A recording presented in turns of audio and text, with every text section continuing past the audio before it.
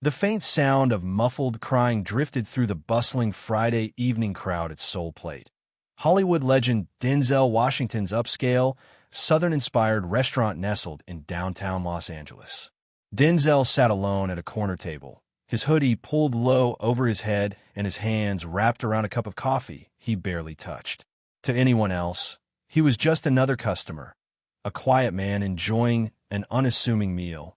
But beneath the disguise, Denzel's sharp eyes scanned every detail with purpose. He had always believed that businesses were more than numbers on spreadsheets. They were communities built on trust, respect, and shared humanity. That philosophy drove him to open Soul Plate 3 years ago, naming it after his grandmother's kitchen where stories and soul food intertwined. But tonight, something felt off. The warmth of laughter and clinking glasses masked an undercurrent of unease, one he couldn't ignore. Across the room, Michelle, a young black server with braids tied neatly into a bun, stood frozen near table 7, her tray trembling slightly in her grip. Her lips moved as if forming words, but no sound came out. Opposite her stood Michael, the restaurant's white general manager, his navy blue shirt crisp and authoritative. His voice carried just enough for Denzel to catch fragments. "Not my problem if you can't handle this job." Michelle's face tightened, her dark skin flushed with embarrassment as she glanced around nervously, avoiding eye contact with nearby diners. She muttered an apology before hurrying away, disappearing into the kitchen. Denzel leaned back in his chair, his jaw tightening. Something about Michael's tone gnawed at him, sharp, dismissive, laced with condescension. It wasn't the first time Denzel had heard complaints about Michael's management style, but tonight, those whispers took shape right in front of him. On the surface, everything seemed normal. Servers weaved between tables, delivering plates of fried catfish and collard greens. Jazz music played softly in the background, and the golden glow of pendant lights reflected off polished wooden floors. Yet, beneath the veneer of success, cracks were beginning to show. Denzel knew better than most how power could corrupt when left unchecked, and how racism often hid behind professionalism. As Michelle reemerged from the kitchen, visibly shaken but forcing a smile for her next table, Denzel made up his mind. If there was truth to what he suspected, he wouldn't let it fester. Not here, not his house. Denzel waited until Michelle had moved to another section of the dining room before slipping out of his seat. He adjusted the hoodie, ensuring it shielded his face enough to avoid recognition, and casually approached the bar. The bartender, a middle-aged white man with a salt and pepper beard, nodded in greeting. "What can I get you?" he asked, wiping down the counter. "Just water for now," Denzel replied, his voice low and measured. He leaned against the bar, positioning himself so he could observe both the kitchen entrance and table 7 without drawing attention. His eyes lingered on Michael, who was now barking orders at 2 other black servers, both younger men, hovering near the host stand. Their body language spoke volumes, shoulders hunched, heads bowed, hands clasped tightly as if bracing for impact. Michelle returned moments later, carrying a tray laden with dishes. Her movements were efficient but mechanical, her usual warmth replaced by an air of exhaustion. As she passed by the bar, Denzel caught a glimpse of her reflection in the mirror behind the liquor bottles. Her eyes were red-rimmed, her expression strained. Whatever had transpired earlier wasn't an isolated incident. It was part of the pattern. A server named Jamal, one of the young men under Michael's scrutiny, glanced toward the kitchen door and whispered something to Michelle. She shook her head almost imperceptibly, mouthing the words, "Not here." Denzel's stomach churned. There was fear in their exchange, a silent understanding that they couldn't speak freely, not with Michael prowling nearby, like a predator marking its territory. Deciding to test the waters, Denzel flagged Michelle down as she delivered drinks to a nearby table. When she turned to him, her polite smile faltered slightly, likely thrown off by his unassuming appearance.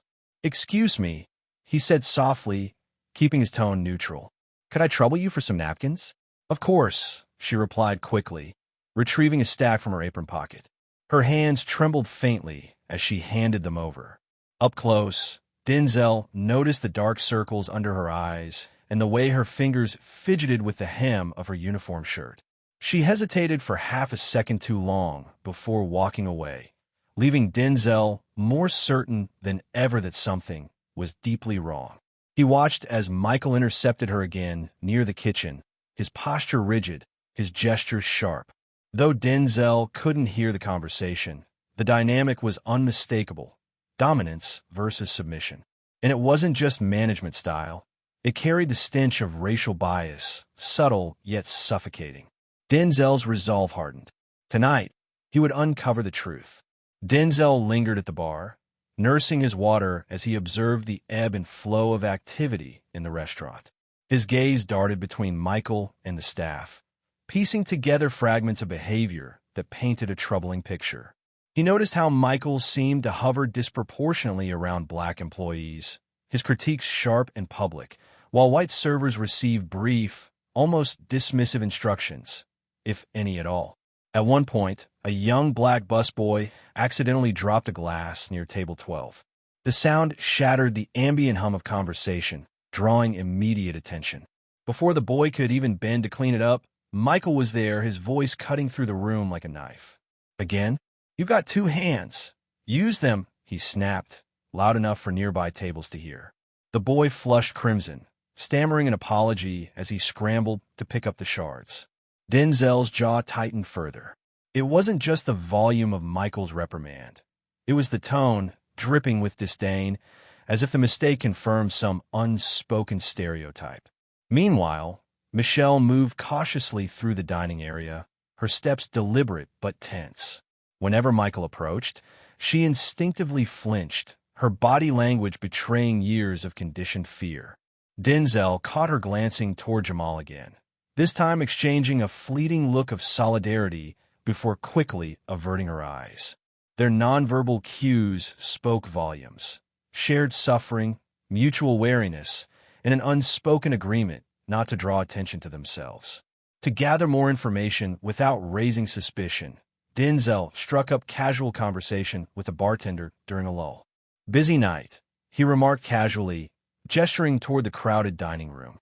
"Always on Fridays," the bartender replied with a shrug. "Though I think half the stress comes from upstairs." He tilted his head subtly toward Michael, who was now berating another black server over a misplaced order. Denzel nodded thoughtfully, letting silence hang long enough to encourage elaboration. The bartender hesitated, then leaned closer, lowering his voice. "Guy runs a tight ship, sure, but let's just say he doesn't treat everyone the same." The implication hung heavy in the air. Denzel thanked him with a polite nod, his suspicions solidifying into something darker. This wasn't mere mismanagement. It was systemic prejudice cloaked in authority. Denzel's mind raced as he processed the bartender's veiled warning. The phrase "doesn't treat everyone the same" echoed in his thoughts, crystallizing what he'd been observing all evening. Michael wasn't just a strict manager. He was wielding his authority like a weapon, targeting black employees with calculated precision. Each interaction carried undertones of racial bias, from the public humiliation to the disproportionate scrutiny. Denzel felt a cold fury simmering beneath his calm exterior, but he forced himself to stay focused. He needed more than circumstantial evidence. He needed confirmation. As Michelle passed by again, balancing a tray of desserts, Denzel noticed her hesitate near the kitchen entrance. She glanced over her shoulder at Michael, who stood supervising another server, then slipped into the staff break room for a moment. Seizing the opportunity, Denzel followed discreetly, ensuring no one saw him enter. Inside, Michelle leaned against the counter, her head bowed and shoulders slumped. She didn't notice him until he cleared his throat softly. "Hey," he said gently, keeping his voice low. "You okay?" Michelle startled, her eyes widening as she turned to face him. For a split second, panic flickered across her features before she masked it with a shaky smile. "Yeah, I'm fine," she murmured, though her trembling hands betrayed her words. Denzel stepped closer, careful not to crowd her. "Look, I don't mean to pry, but you seem like you're carrying a lot tonight. If there's something going on, I want to help." Her gaze darted toward the door, checking for eavesdroppers, before she let out a quiet sigh. "It's nothing new," she admitted hesitantly, her voice barely above a whisper. "Michael's always harder on us, on the black staff. He nitpicks everything we do, makes us feel like we're never good enough. And if we push back," she trailed off, shaking her head. Denzel's chest tightened. Has he ever crossed the line? Done anything outright abusive? Michelle hesitated, clearly torn between fear and frustration. Finally, she whispered, "He threatened Jamal last week. Said he'd write him up for insubordination if he didn't fall in line. But what can we do? We need these jobs." The weight of her words hit Denzel like a punch to the gut. This wasn't just about unfair treatment. It was about control, exploitation, and systemic oppression. Michael had created an environment where fear silenced dissent, trapping his victims in a cycle of compliance. As Michelle hurried back to the floor, Denzel clenched his fists. There was no doubt now. Michael was the problem, and justice demanded action. Denzel knew he needed someone willing to speak more openly if he was going to fully understand the extent of Michael's misconduct. Michelle had given him a glimpse, but her fear of retaliation made her hesitant to elaborate further. He scanned the dining room, his eyes landing on Jamal, the young server who had exchanged that fleeting look with Michelle earlier. Jamal seemed quieter than the others, his movements deliberate, as though trying not to draw attention to himself. When Jamal stepped into the kitchen to drop off an order, Denzel followed, careful to time his entrance so they wouldn't be overheard. The kitchen buzzed with activity, chefs shouting orders, pans sizzling. But Denzel found a quiet corner near the dishwashing station where Jamal stood momentarily alone, wiping down a tray. "Hey," Denzel said softly, approaching him with a calm demeanor. "Got a second?" Jamal looked up, startled, then relaxed slightly when he saw it was just a customer. Or so he thought. Yeah. What's up?" "I couldn't help but notice how Michael talks to you guys," Denzel began, keeping his tone conversational yet earnest. "It seems intense. Like maybe it's not always fair." Jamal froze for a fraction of a second, his grip tightening on the tray. Then he forced a laugh, though it sounded hollow. "Nah, man, he's just strict. That's all." Denzel leaned in slightly, lowering his voice. "Listen, I'm not here to cause trouble. But if there's something bigger going on, something systemic, you should know you're not alone. People care about what happens here."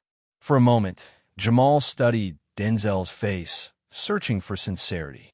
Finally, he sighed and glanced around to ensure no one else was listening. "It's not just being strict," he admitted quietly. "He targets us, always finds reasons to write us up or threaten our hours. Last month, he gave me a warning because I didn't smile enough at a table. Meanwhile, Sarah," he nodded toward a white server across the room, "can show up late 3 times in a row, and he doesn't say a word." Denzel nodded slowly, letting Jamal vent without interrupting. "And Michelle? What about her?" Jamal hesitated, his jaw tightening. "She gets it the worst.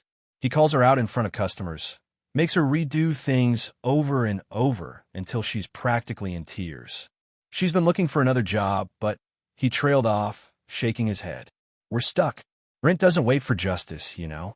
The raw honesty in Jamal's words solidified Denzel's resolve. This wasn't just about individual grievances. It was about dismantling a toxic system designed to keep people powerless. As Jamal returned to the floor, Denzel slipped back into the shadows, his mind racing with plans. Denzel retreated to a quiet corner of the restaurant, his mind reeling from Jamal's revelations. Each detail painted a clearer picture of Michael's predatory behavior, his calculated abuse of power, his racial targeting, and the suffocating fear he instilled in his victims. But Denzel needed one final piece of the puzzle, undeniable proof that tied everything together. He decided to push further, seeking out someone who might have witnessed even more. His eyes landed on Lisa, a middle-aged Latina hostess who had been quietly observing the chaos all evening. She wasn't directly under Michael's thumb like the servers, but her position at the front desk gave her a unique vantage point.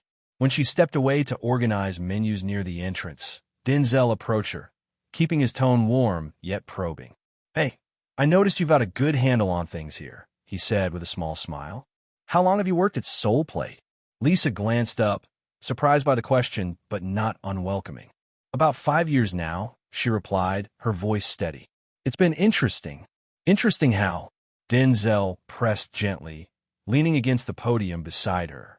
She hesitated, glancing toward Michael, who was berating another server near the bar. Then, lowering her voice, she said, "Michael's only been here for 2 years, but since he started, it's been different. Before, we were a team. Now it feels like division, like some people are treated better than others." Denzel nodded encouragingly. "Do you think it's intentional? Or just bad management?" Lisa let out a bitter laugh. "Oh, it's intentional. He singles out the black staff, always has something negative to say, always watching them like they're about to mess up. And when they do, even if it's nothing, he makes sure everyone knows. It's humiliating." Her words confirmed what Denzel already suspected, but it was the next part that sent a chill through him. "Last month, Michelle came to me crying after a shift. She said Michael told her she'd never make it in this industry because people like her don't belong in fine dining. Can you believe that?" Lisa shook her head, anger flashing in her eyes. "He thinks he's untouchable." Denzel felt his fists clench involuntarily. The phrase "people like her" hit hard, a blatant reminder of the racism embedded in Michael's actions. This wasn't just workplace bullying, it was systemic oppression disguised as professionalism. His moral outrage solidified into resolve. Michael wasn't just a bad manager. He was a predator preying on vulnerable employees, using his authority to enforce racial hierarchies. As Lisa returned to her post, Denzel stepped back, his heart pounding. The evidence was undeniable, and Michelle's suffering had become the emotional center of the story. He couldn't wait any longer. Tonight, justice would be served, not just for Michelle, but for everyone Michael had wronged. Denzel stepped into the restroom, locking the door behind him to steal a moment of solitude. The weight of what he'd uncovered pressed heavily on his shoulders, but it only strengthened his resolve. He stared at his reflection in the mirror, the hood of his sweatshirt casting shadows over his face. Beneath the disguise, he saw not just Denzel Washington, the actor or businessman, but Denzel Washington, the leader, the protector. This wasn't about ego. It was about responsibility. He thought of Michelle's trembling hands, Jamal's resigned frustration, and Lisa's quiet anger. These weren't isolated incidents. They were symptoms of a deeper rot that had taken root under Michael's leadership. And as the owner of Soul Plate, Denzel bore the ultimate responsibility for allowing it to fester. But tonight, that would change. Pulling back the hood, he straightened his posture and exhaled slowly. There was no point in delaying any longer. His undercover investigation had given him all the ammunition he needed. Now, it was time to step out of the shadows and reclaim control, not just of the situation, but of the values his restaurant stood for. Unlocking the door, Denzel returned to the dining room with renewed purpose. He scanned the space until his eyes landed on Michelle, who was clearing plates from a table near the window. Her movements were mechanical, her expression guarded. Denzel approached her directly, his presence commanding yet calm. "Michelle," he said firmly, drawing her attention. "We need to talk." She looked up, startled by the intensity in his voice. For a moment, confusion flickered across her face. Then recognition dawned as she realized this wasn't just another customer. Before she could respond, Michael appeared, his sharp features twisting into a scowl. "What's going on here?" Michael demanded, stepping between them. "Sir, is there an issue?" Denzel met his gaze, his jaw tightening. The predator had walked right into the trap. Michael's voice carried an edge of irritation as he stepped between Denzel and Michelle, his posture rigid with authority. "Sir, I asked if there's a problem," he repeated, his tone clipped. "If you have concerns about the service, I'd be happy to address them." Denzel didn't flinch. Instead, he took a deliberate step closer, his piercing gaze locking onto Michael's. "Oh, there's definitely a problem," Denzel said, his voice calm but laced with steel. "But it's not with the service or with Michelle." The room seemed to grow quieter, the hum of conversation dimming as nearby diners began to take notice. Michelle stood frozen, her tray clutched tightly against her chest, while other servers paused mid-step, sensing the tension in the air. Even Michael faltered for a split second, though he quickly masked it with a tight smile. "I'm not sure what you're referring to," Michael replied, his voice louder now, clearly intended to assert dominance. "But perhaps we should discuss this privately." "No," Denzel interrupted sharply, cutting him off. His voice carried just enough force to silence Michael completely. "Whatever you've been doing here, whatever fear you've been spreading, it stops tonight. Right here, right now." Michael's face flushed, his composure cracking under the weight of Denzel's unyielding stare. He glanced around nervously, suddenly aware that they were drawing attention. "I don't know who you think you are," he snapped, attempting to regain control, "but you're causing a scene. This is my restaurant, and I won't tolerate—" "Your restaurant?" Denzel interrupted again, his tone dripping with quiet menace. He leaned in slightly, his words slicing through the air like a blade. "Let me make one thing crystal clear. This isn't your restaurant. It's mine." The words hung in the silence, heavy and undeniable. Nearby customers exchanged stunned glances, their murmurs rippling through the room. Michelle gasped softly, her eyes widening as realization dawned.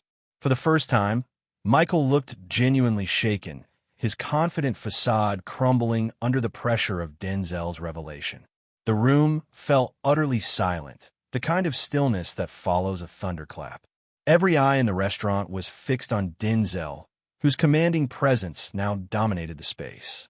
Michael stumbled back half a step, his face pale and his lips parted as if searching for words that wouldn't come.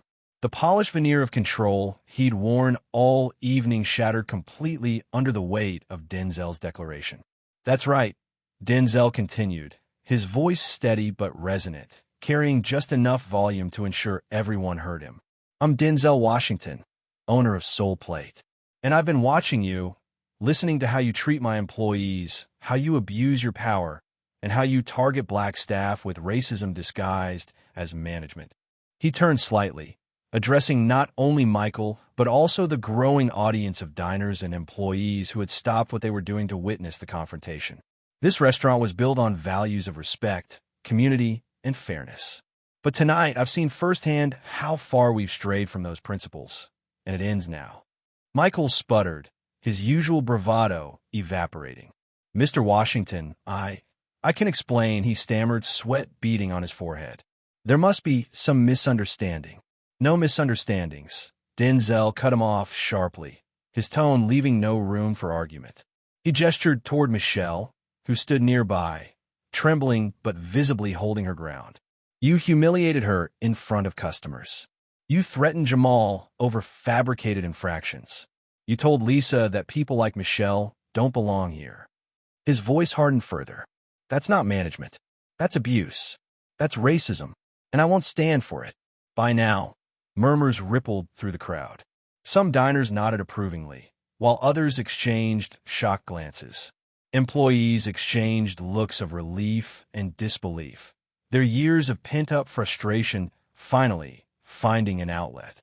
Michael, however, looked cornered, his earlier arrogance replaced by panic. Denzel stepped closer, his towering frame looming over Michael, who seemed to shrink under the weight of his authority. "You've used your position to intimidate, demean, and divide this team. You've made good people doubt themselves, silence voices that deserve to be heard, and perpetuated a culture of fear. That stops tonight." For a moment, Michael tried to rally, his voice rising in desperation. "You don't understand. These people, they need discipline. If I didn't push them, nothing would get done." Denzel's eyes narrowed, his expression cold and unyielding. "Discipline? Is that what you call it when you berate someone for dropping a glass? When you tell a young woman she'll never succeed because of the color of her skin? No, Michael. What you've done isn't discipline. It's cruelty. It's exploitation. And it has no place here." Michael opened his mouth to protest again, but Denzel raised a hand, silencing him instantly. "Effective immediately, you're fired. Pack your things and leave this building. Security will escort you out if necessary." He paused, letting the gravity of his words sink in before adding, "And don't think this is the end of it. I'll be filing a formal complaint with corporate HR, detailing every instance of misconduct I've uncovered tonight. Your career in hospitality is over." The finality of Denzel's pronouncement hit like a thunderbolt. Michael's face turned ashen, his hands shaking as he fumbled for his keys. For a man who thrived on control, this public dismantling was devastating. As he turned to leave, several servers and cooks clapped softly, their applause growing louder as he slunk toward the exit. By the time the doors swung shut behind him, the entire restaurant erupted into cheers. Denzel turned back to the staff, his expression softening. "Let me be clear, no one should ever feel afraid to speak up or fight back against injustice. Not here, not anywhere. This is your house too. Together, we'll make sure nothing like this happens again." The silence that followed Michael's abrupt departure was electric, charged with a mix of disbelief and relief. Denzel stood at the center of it all, his presence grounding the room as he turned to face his staff. Michelle, still clutching her tray, looked on the verge of tears, not from fear this time, but from something closer to liberation. Her hands trembled slightly, but when she met Denzel's gaze, she managed a small, tentative smile. "Michelle," Denzel said warmly, stepping toward her, "you've carried so much tonight, and for far too long. I want you to know that you're safe here. Safe to speak up, safe to be yourself, and safe to thrive without fear." Her eyes welled up, and she nodded silently, unable to find words. Nearby, Jamal let out a shaky breath, running a hand over his face as if waking from a nightmare. Lisa wiped away a tear, her shoulders relaxing for the first time all evening. The weight of oppression had lifted, replaced by a palpable sense of hope. Denzel raised his voice slightly, addressing the entire team. "To everyone who's felt silenced or mistreated under Michael's leadership, this ends today. No one deserves to work in fear. Starting now, we rebuild trust, respect, and fairness into everything we do. If anyone has concerns, or if there are other issues I need to address, you have my word that I'll listen." A few employees exchanged glances before one of the cooks called out, "Thank you, Mr. Washington." The sentiment spread quickly, murmurs of gratitude rippling through the room. A server near the back added, "We needed this. Thank you for standing up for us." Denzel nodded, his expression earnest. "It's not just about standing up, it's about moving forward together. You're the heart of Soul Plate. Without you, none of this works." As the initial shock gave way to cautious optimism, the atmosphere began to shift. Servers returned to their tasks with renewed energy, while customers resumed their meals, many whispering approvingly about what they'd just witnessed. For the first time in months, or perhaps years, the restaurant felt alive with possibility. With Michael gone, Denzel knew that firing him was only the first step. True change required more than removing one bad actor. It demanded a fundamental shift in how Soul Plate operated. He gathered the staff in the dining room after closing hours, pulling chairs into a circle to create an intimate and inclusive space. The dimmed lights cast a warm glow over the group, emphasizing unity rather than hierarchy. "I want to hear from all of you," Denzel began, his tone open and inviting. "Not just about Michael, but about anything else that's been holding us back. What can we do better? How can I support you moving forward?" At first, no one spoke. Years of fear had conditioned them to stay silent, even now. But then Michelle raised her hand hesitantly. "It's not just Michael," she admitted softly. "Sometimes it feels like the system itself is stacked against us. Like promotions go to certain people, or mistakes get ignored if you're not black." Her honesty broke the dam. Jamal chimed in next, sharing how he'd applied for a supervisor position twice, but was passed over without explanation. Lisa added that scheduling often favored white employees during peak hours, leaving others with fewer opportunities to earn tips. Each voice contributed to a clearer picture of systemic inequities that had gone unchecked for too long. Denzel listened intently, nodding as they spoke. When the discussion wound down, he addressed the group. "Thank you for trusting me enough to share this. It's clear that we have work to do, not just here, but across every part of our operation. From today, we'll implement transparent processes, for promotions and schedules. We'll also bring in diversity, training led by experts who understand these issues deeply. He paused, looking around the circle, and I'm appointing Michelle and Jamal to lead a new employee advisory board. Your voices matter, and I want them at the table when decisions are made. The room erupted in quiet applause, gratitude radiating from every corner. For the first time, the staff felt seen and empowered to shape their future. As the staff dispersed, their voices carrying a newfound sense of hope, Denzel lingered in the empty dining room. The chairs were still arranged in a circle, a symbol of the collective effort that would now define Soul Plate. He sat down at one of the tables, running his fingers over the polished wood as he reflected on the evening's events. This wasn't just about fixing a broken system. It was about redefining what leadership meant. Denzel thought back to the early days of opening Soul Plate, when his grandmother's wisdom had guided him.